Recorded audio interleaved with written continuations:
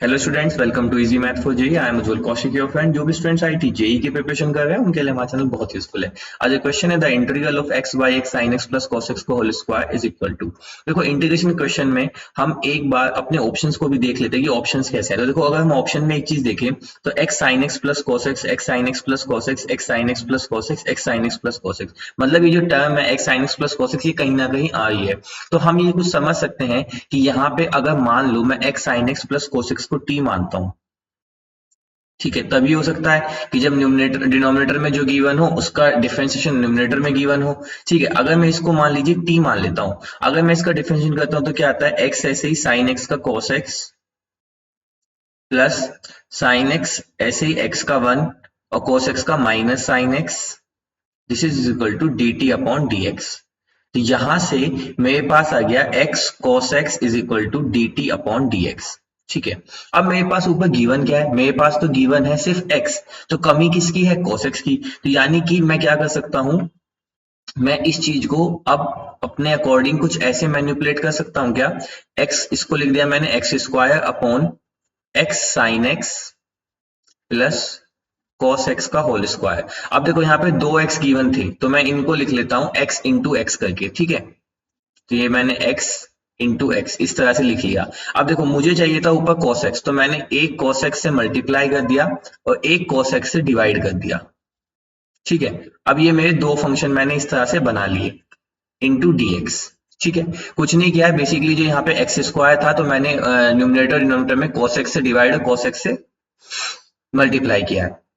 तो देखो अब क्या हुआ, अब अगर मैं इसको फर्स्ट फंक्शन और सेकंड फंक्शन मान के करता हूं तो हम जानते हैं इंटीग्रेशन बाय पार्ट से, तो हम इंटीग्रेशन बाय पार्ट में आईलेट के हिसाब से मानते हैं। और अगर जब वो नहीं होता तो हम किसकी हेल्प लेते हैं कि जिसका इंटीग्रेशन हम कर पाए उसको हम सेकंड फंक्शन मानते हैं। तो इसको मैंने सेकंड फंक्शन मान लिया और इसको मैंने फर्स्ट फंक्शन मान लिया, क्योंकि मैं जानता हूं जो नीचे है, अगर मैं इसको टी मानता हूं तो ये मेरा nothing but D t upon T square हो जाएगा, है ना।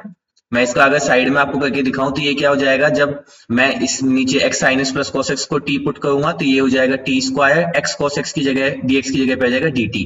तो इसका इंटीग्रेशन होगा नथिंग बट टी की पावर माइनस 2+1 अपॉन माइनस 2+1, तो ये हो जाएगा माइनस का 1 अपॉन टी।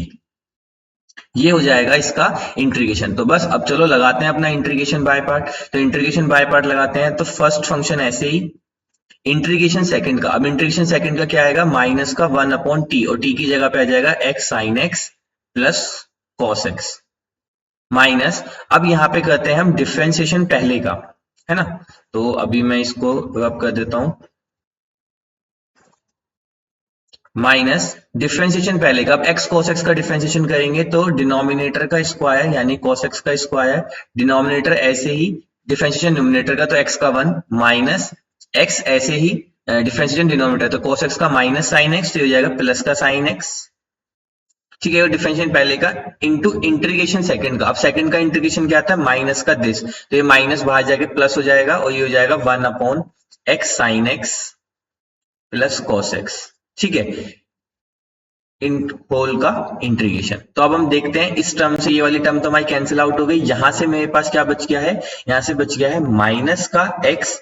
अब देखो इसको अभी ऐसे रहने देते हैं, माइनस का एक्स अपॉन कॉस एक्स और x sin x plus cos x plus, अब देखो यहाँ पे बना integration of 1 upon cos square x यानी कि सेक स्क्वायर एक्स dx। ठीक है, अब देखो जो ये x sin x plus cos x वाली टर्म है इसमें ऊपर आ रहा है तो माइनस इसको ले सकते हैं हम 1 अपॉन cos x को क्या ले सकते हैं sec x अपॉन नीचे क्या आ गया सिर्फ x sin x plus cos x, क्योंकि क्वेश्चन में डिनोमिनेटर में सिर्फ x sin x plus cos x था तो हमने उसे ऊपर लिख लिया प्लस।